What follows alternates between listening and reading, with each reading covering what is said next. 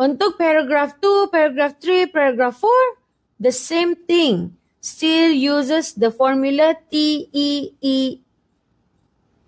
3E. Maksud L. Mesti ada penanda wacana, topic sentence masih lagi sama.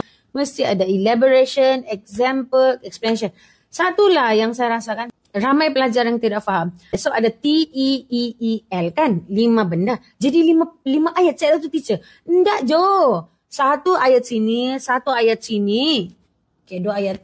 Pas yang 3 ni, banyak ayat. Mungkin ada 2 example. Mungkin ada 3 ayat elaboration. Pasti ada 3 pula ayat lagi explanation. As many sentences as you need to bridge the T to the L. Daripada topic sentence mau pergi link, macam mana kau mau kasih jejambat dia tu, tak kisahlah berapa banyaknya ayat tu, itulah yang kau perlu ada. Lepas tu lagi satu, example, specific example. Maybe you can quote some statistics ke apakah. Not just one, maybe 2 examples, different parts. Macam bila kau buat satu statement, you give 1 example. And then you make another statement, you give another example.